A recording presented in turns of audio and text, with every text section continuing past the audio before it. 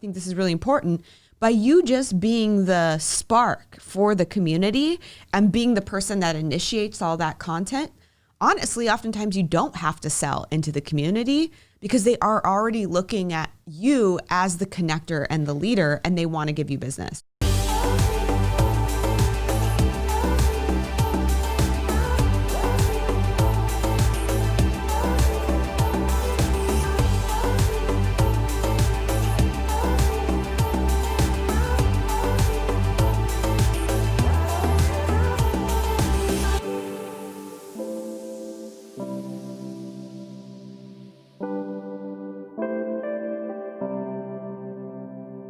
Hey everybody, welcome to a brand new episode of the None of Your Business podcast. I am Dr. Shawn Dill. This is Dr. Lacey Book. We're super glad to be with you today.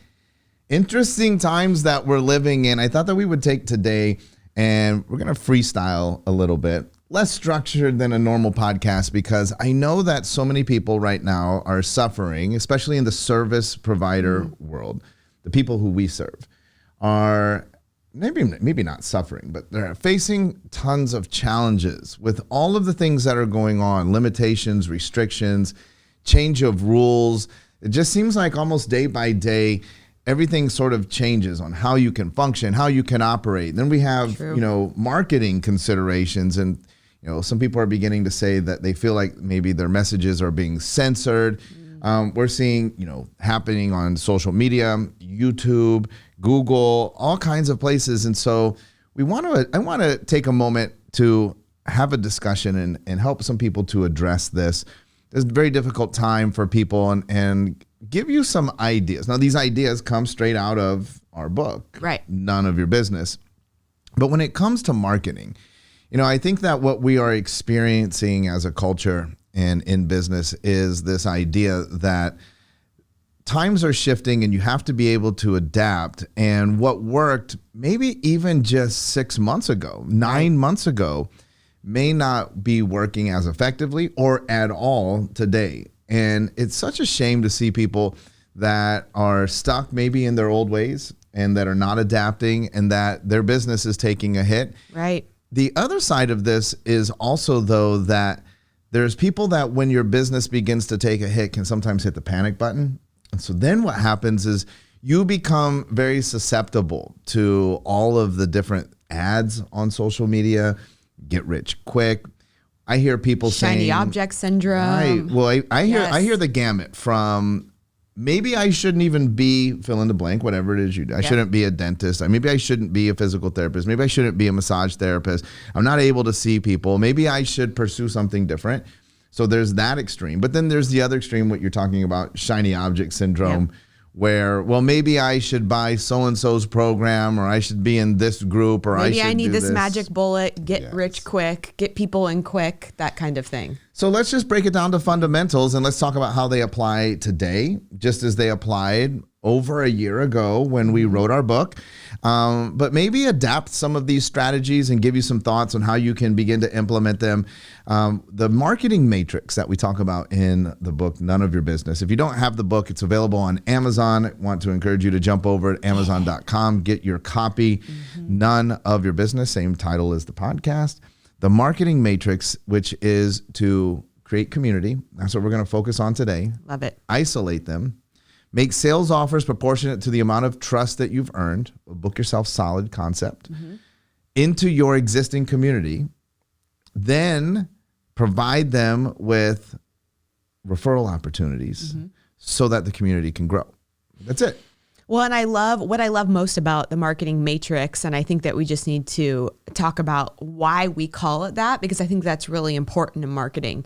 We call it a marketing matrix because it's something that is interwoven together, that is constantly working, right? So a lot of people, when they do marketing, they do one-offs, right? Yeah. They do like a one-off event or a one-off ad or a one-off this or that to see what sticks and works. Well, and you have to do that if you are a magic bullet chaser. Absolutely, but most people operate that way. The magic bullets don't fit together, no, right? So you're doing Joe's program for client acquisition.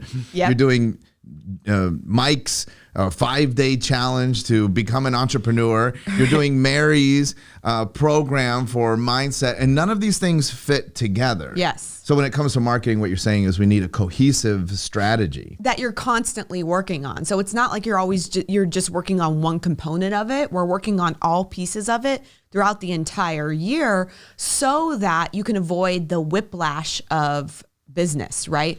I mean, I think as entrepreneurs, we get into that where we're doing these one-off marketing strategies and you have a really good month and then you have a really bad month. And it's just like this whiplash or this roller coaster, as they call it, of ups and downs on how your business is running. And so the matrix is designed to keep kind of like a steady growth pattern. And that's why we called it that. And that's why all the pieces are just important as the other. Well, just as an aside real quick, we also believe that marketing is a valuable system. I know there's tons of system people out there. Like, you got to have systems. You have to have systems. But typically when you say systems, people think like, well, that would be like operational. Right. And they forget about the idea of marketing as a system. Right. And if if you're buying Joe's program and Mike's challenge and Mary's mindset thing, and you're in this group and that thing, and you're in all of these things, it's really hard to create a cohesive system. And I think if you just would think of it as a system, your marketing that you do in your business is a system. It's like you would have a sales system, just like you'd have operational systems. You might have money collection systems. You might all of the systems that you would have. Right. It's not an event. Systems. It's a system. Yes. It's not a thing. It's not a one-off. It's not an event. So inside the system, we want to create community. And so one of the reasons why that's so important, I want to highlight a book that's been very instrumental in our thinking, and it's called Pendulum. I have it here.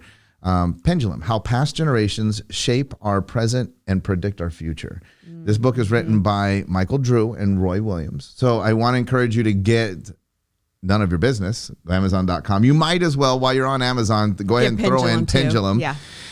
This book talks about how society, and this is research, and they've studied back into time, I mean, way back, so not one generation, generationally, way back into time, that there are these 40-year cycles, right? This pendular shift that swings from what, an individualized mindset, a me society, right, to a collective mindset, a we society.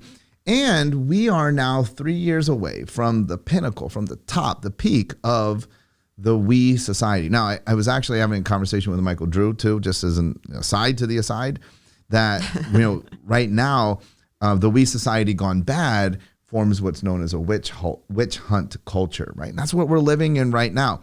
Now, the reason why this book is so important is it's not just a historical book or a book that talks about, what you can see. It's not a psychological book. We can actually observe these and see these trends to be true, but we can also leverage these trends inside of our business, inside of our marketing systems. And that's why we right now are so big on creating community. Well, I think it's important. Can you give a couple examples of a me society versus a we society so that they can see how these play together? And even from a marketing standpoint, this is one of the things too that we've had to navigate because some of our clients, particularly, let's look in the healthcare space, in the 1980s. So the peak of the last me society would have been 1983. Right. And we know people that were operating then. Well, right? Look, if you were operating in the 80s in the healthcare space, you were absolutely killing it. I don't care what you were in. I mean, you were just, if you operated a healthcare practice during the 1980s and you are not a millionaire, you either blew all of your money or you just did not know what you were doing, right? But in the me society, we had more fear-based tactics. The way that we would market, the way we would sell would speak to the soul of the individual. We would tell them what's in it for them as an individual. We would scare them as an individual. Nobody wanted to die. You wanted to be, make as much money as you could. You wanted to have as nice of clothes as you could. You wanted to be flashy. You wanted to stand out as an individual. Right. And then in contrast, in today's world, and I'm not saying this is a generalization. I'm not saying everybody, but the societal trends are that we are more a fit-in culture. We are more connected. We are concerned via social media what other people are doing. Right. We are concerned. That's why social media boomed during this time because it was a we society mentality. And if we look at that trend, social media emerges at the bottom of the pendulum, right, and rides that 20-year wave right up to the top. That's why too, in today's world, the social injustices are such a hot topic, because in this culture, we actually care. Right. We care what's going on around the world. We care what's going on in other countries. We care what's going on in other cities. We care what's happening to other people. And not I care about me, but we care about each other. And almost, that's what I was going to say, almost more care about each other than we care about the individual. Yes. So we have to shape our marketing that way. And that's why we are talking about building community, because everybody wants to belong to something. Now, just as a word of caution, if you grew up and made your money in business in the 1980s and you have failed to adapt, you are probably struggling big time right now. Right? Because this is all about the we. So your marketing has to shift, and we have to talk about the we. Everybody wants to belong to something greater than themselves. Everybody wants to be a part of a movement. Right. And even if we're talking about an individualized service, cutting hair, being a doctor of any type, being a therapist, you still have to figure out what the attitudes and behaviors of your clients is reflecting their desire to be a part of something greater than themselves. So the first step is you actually have to create a community around your business. Yeah, I love that. And I think it makes me think of FOMO, right? Like the reason that FOMO is such a thing now, fear of missing out, because we are in a we society. People don't want to miss out on what other people are doing. The idea of like herd mentality is a very present and true thing in our society. So it's like, how do you incorporate that in your business, giving people that kind of little dish of FOMO in a way that just shows them you could be part of this too, right? Well, and for quite some time now, probably the past couple of years, we've really been preaching and teaching this idea. Everybody talks about ideal client and target market. We're no exception. We talk about this. And when we talk about ideal client, you start to say like, well, her name is Mary and she's 33 years old. But one of the other things that we talk about is that your ideal client, more than just a description of this ideal person, your ideal client is actually a way of thinking. Your ideal client is a way of thinking. We could do a whole podcast on that as well. We should. I'll just leave it, suffice it to say for this podcast that you would have to ask yourself, what would someone have to believe in order to be a client of mine? Right. What would you, listening or viewing the podcast, so we have to have considered it, what would you have to believe? Well, I mean, let's just start out. You'd have to believe that it's possible. So if you're listening to the podcast and you're like, well, all of this is a bunch of baloney, well, you're not an ideal client. Right. And you probably aren't listening to the podcast. Right. Absolutely. So what would you have to believe? Well, once we understand that, here's what we can notice is that people like to be around other people who believe the same things. Right. Right. And so that's why too, like, 'cause a lot of people are like, in society, you watch social media and they're like, well, I don't know why those people are so passionate about whatever their societal issues, their social injustice issues, what economic issues, their religion and spiritual issues. But the reason is because they've found solace in being a part of something greater themselves based off of a common belief system. Like-minded individuals, as they say. So let's start there. Let's say for you as a listener, as a viewer, you're going to have to begin with, what would my ideal client have to believe? Right. Then what we do, next step, is let's set up a community around that belief system. Right. And here's what I love about community. And I think this is really important because community is one of those things, especially right now, that is more everlasting, right? It's not like your traditional marketing ploy, marketing thing, marketing event. Like building actual community is a long lasting investment into your business. And it will allow for more stability and it will allow you to have things that are long term, but it is the long game. Community can't be built really overnight. Well, that's what I was going to say. So the next question that I would imagine people would have is like, well, so how do I build community? Are you talking about my clients? Right. Is it just my clients in my community? No, absolutely not. The community is, again, it's like-minded individuals. And oftentimes you are taking care of a lot of people in your business that have a lot of friends that are just like them that you've never even met. So your community would consist of your clients as well as your prospects. As well as your prospects. So this is why this is so advantageous, because now we're able to leverage your existing clients and allow them, because we're not selling them anything other than being a part of a community, which we're telling you people are naturally predisposed to want to do that. Yeah. And so we're inviting them. And here's one of the things too that I find is that it's very easy to create community amongst like-minded individuals who share a common desire, need. Yeah, because of FOMO. You want to be a part. So if I'm friends with you, I would naturally want to know where you're going, who you talk to. And I don't mean like in an intrusive way, because I mean it in a way of like, I want to be a part of it. Right. And so you want to create a community. Now the axiom is create a community and isolate them. So what does that mean? Like put them in a cell? Like how do you create a community and isolate them? So first off, the two places that are very common in creating community are going to be online through social media. Mm-hmm. You can create an online community. And then obviously when we're out of times like this and it's okay to go back and meet in person and have gatherings, you can also create a community within your brick and mortar business in your four walls. So here's the next piece that's super important. And when creating community, you need to understand that, one, you are not the reason why they're coming there. Right. You're not the celebrity. They're coming for each other because it's it's not you. Yeah. Right. So it's not you. And so one of the other things that we say is the community, eventually the community becomes the community. Right. Right. Because it's a self-sufficient, self-propagating thing. That's what the beauty of it is if you would embrace the idea and you would put in a little bit of work to create the community, to start the community, and you've done a good job, the community will become the community and it will self-propagate. Right. You don't have to work at this continually. It will grow itself. It will create content for itself. They'll engage with each other. It's pretty amazing. So what you have to do is you're sort of like the spark, right? So you have to sit back and initiator. say, you have to sit back and look at your worldviews, the belief systems that the people that your ideal client, with the worldviews and belief systems that they hold. Then we need to create a community around that. We could do that social media, electronically. We could do that in person. And then we have now this community that's isolated and it begins to grow. Right. The community, though, then is about this belief system, and it's not about what you do. So it's not about you as an individual, but it's also not about what you do. This is where people get really confused, right? And this is one of the things, too, that I was just seeing this morning.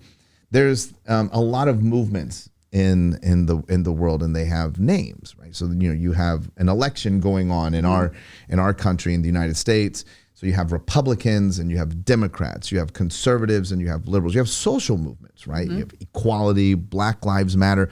But I was hearing a lot of discussion about, well, what does the movement really mean, right? And really the movement is defined by the community. Right. That's where it's so important, right? Because when we get down to the minutia, well, it means this or it means that. It really just means whatever the community stands for.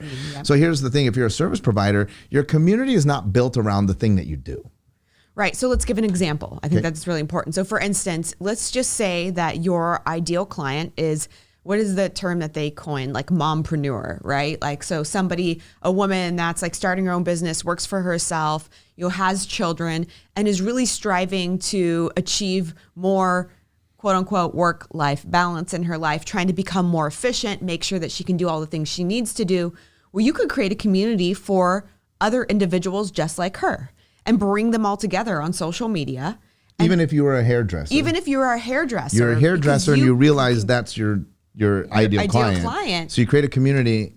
And give them content about, hey, here's some things that I found in creating a more efficient schedule, right? Here's some things that I do during my day to maximize my time, yeah, but maximize my sleep. What I see online is that if you're a hairdresser, all you do is you post pictures of before and after hair. Which, great, you can do that too.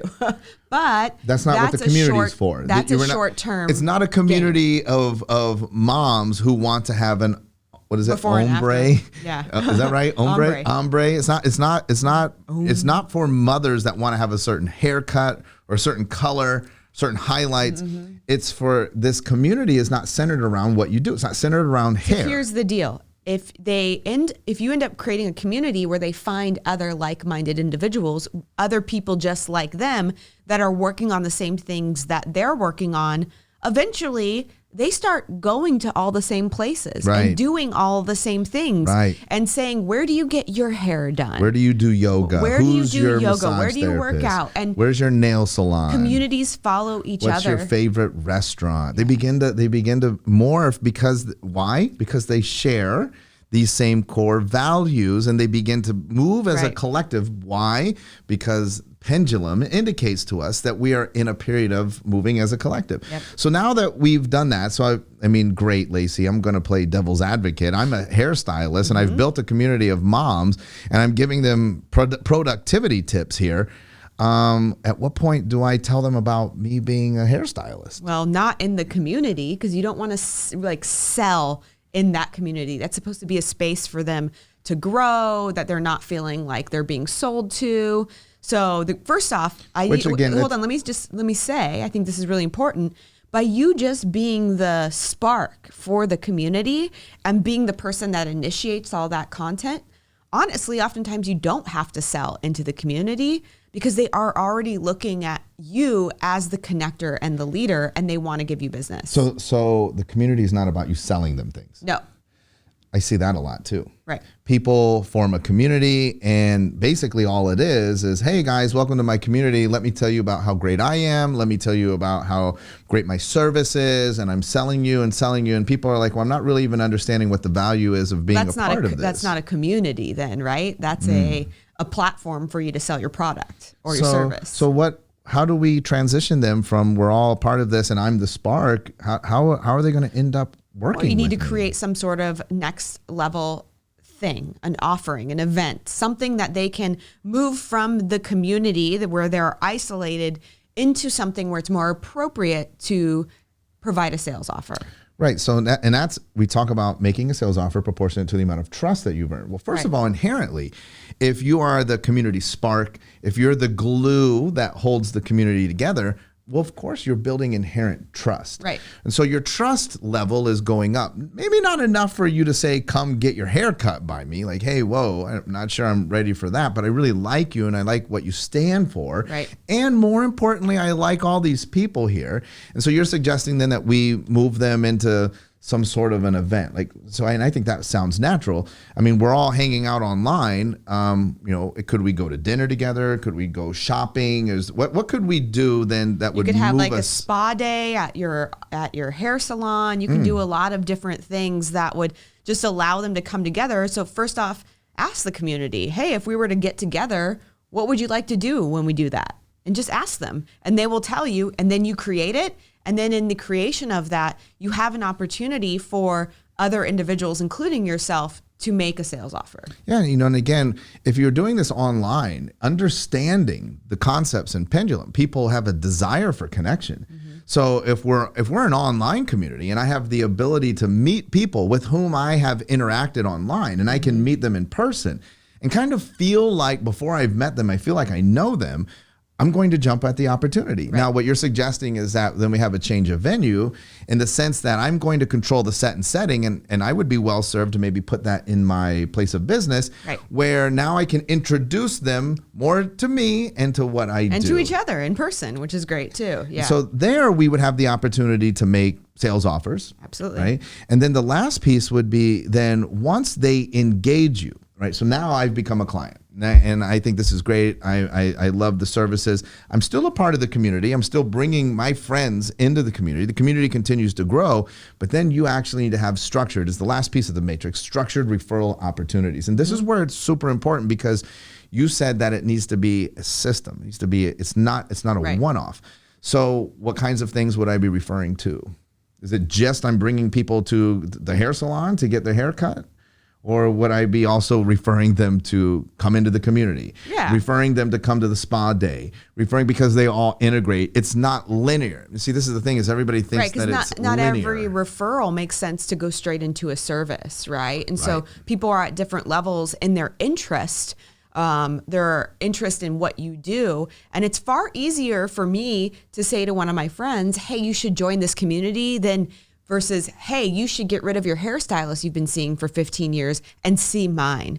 So by getting them into the community, it puts them into the matrix where eventually they get the service and then they're making referrals as well. And I also want to point out, if you're following along and you're actually doing this, well, another giant mistake that people make is that you still get clients that don't come from the community. Oh, of course. Somebody just calls you. Right. But if you get a client and they are an ideal client and they just called in, why are you not putting them? Why are you not telling your existing clients, like, hey man, I have this amazing online group. You would love it. You should check it out. Yep. Hey, how come you don't come to my events and bring your friends? Yep. They would love it. Yeah. Right. So it's all a cohesive system. And then what we call this is stocking the pond. You know, one of the things that is interesting sometimes in our travels, we don't get to travel a lot by car, but when you drive, especially in some of the more of the country places, they'll have these little centers, and they'll have I don't know if they call it a lake or a pond, but it looks like a pond to me, and you can go fishing.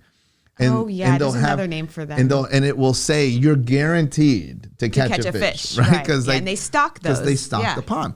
Here's what I'm saying is if you create a community of your ideal clients and it's centered around a belief system that you've identified that they all hold in common, and you build that community and you actually do make sales offers proportionate to the amount of trust that you've earned. So that means not outrageous, like come in for a haircut, but moving them eloquently and efficiently through your system. Right. A lot of people in e-commerce call it your funnel, right? But if you're moving them efficiently through, just like in those places, you're guaranteed to catch fish. So what's easier? Is it easier to fish in a pond that has been stocked, or is it easier to fish just in the ocean? In the ocean. Right. Well, it's actually easier in a pond that's been stocked. So many of you have been fishing for new clients just in this wide open ocean. You go out into your community and you're so desperate. You bring your needs to the community and you're desperate for new clients and you're fishing into an unstocked, wide open pond. What I'm suggesting is just do a little bit of work. Think about your ideal client, what they would believe. Utilize their inborn natural tendencies of 2020 to create community and allow them to form a community and then fish into that pond. I love it. I think if you do that, you'll see massive results. You'll notice that you are reaching more people, that you're making a bigger impact, and then eventually you'll be able to create the lifestyle. And you'll forever have a place to fish. Yes. Well, that's what you talked about too. The longevity of the strategy is this is not a one-off. Right. If you're looking for one-offs, and by the way, we're putting this out here on our public forum for free. This is because it's not a one-off. This is a strategy. This is a long-term mindset. It's not this thing that you do. Right. It's not a social media gimmick. It's not a new patient or new client acquisition gimmick. This is a strategy. It's a strategy. And it it's a will system. work. Yeah. Just like every relationship. Yep. All right, that's all we've got for you this week. We'll be back again next week with another edition. We're going to be adding in, I'm super excited. James has us lined up some amazing interviews coming. A lot of people have been asking, where are the interviews? You interviewed all these people during the pandemic. Well, we've been traveling a little bit. We got the studio reset up here in a new place. We're going to be coming at you with some brand new interviews. I think you're going to absolutely love who we have coming on the show. Make sure you tell your friends about the None of Your Business podcast. Make sure that you subscribe. If you're listening to us on iTunes or Spotify, make sure you subscribe. And if you're listening on iTunes, do us a favor and leave us a favorable review. We appreciate each and every one of your reviews. We literally do think about you all the time. We see your reviews and it makes us smile. It inspires us to keep going. It inspires the entire team here to keep doing their work because we know that you're out there and you're listening. And it's great to know sometimes that this is reaching ears and minds of people who are willing and able to take on these concepts and put them into play so that they can make a bigger impact in the world. Until next week, we'll be back again with another edition of the None of Your Business podcast.